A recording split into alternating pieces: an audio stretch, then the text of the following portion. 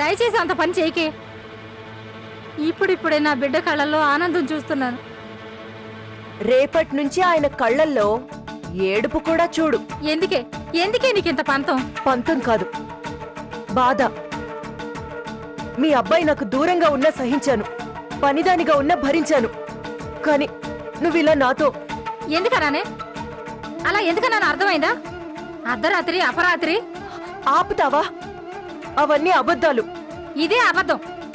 ఆ రాత్రి నువ్వు ఫ్రెండు గిండు అని మాటలు తడపడుతుంటేనే అర్థమైంది నువ్వు తప్పు చేసావని. అత్తయ్యా, అది కాదు. మీకు ఆ రోజు జరిగింది తర్వాత చెప్తాను. తర్వాత చెప్తే అబద్ధం నిజం అవుతుందా? నిజం అబద్ధం అవుతుందా? సరే, నా మాట వినను అంటావు. మంచిది, రేపు నా శవాన్ని చూస్తావు. ఆగు, ఆగవే. ఏం కావాలి నీకు? నువ్వు నాతో ఇది వరకట్లా ఉండాలి. నాకు కొంచెం టైం కావాలి. ఎంత? 10 నిమిషాల, అరగంట, గంట? 10 రోజులు. ఇష్టమైతే ఉండు, లేకపోతే నీ ఇష్టం. 10 రోజులు కాదు, వారం టైం ఇస్తున్నాను. ఈ లోపు మారకపోయావో అక్షరాల మీ ఇద్దరి పేర్లు రాసి చస్తాను.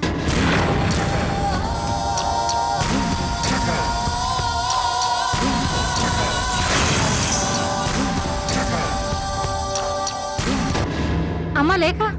ఏంటత్తయ్య? నీతో కొంచెం మాట్లాడాలమ్మా.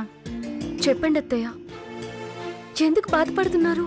ఇప్పుడే రేఖ వచ్చి నాతో గొడవ పెట్టుకుందమ్మా. గొడవ? ఏమంటుంది?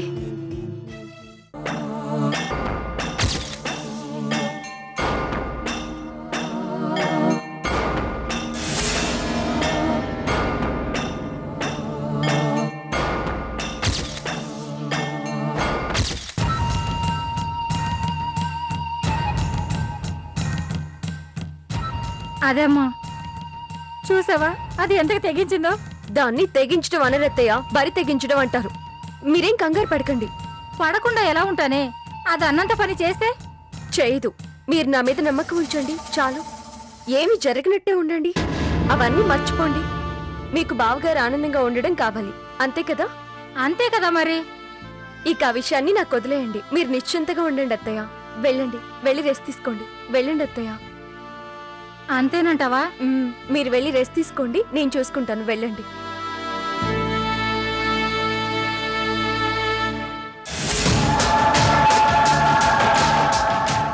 రేఖ, రేపు ఉదయం చూడవే.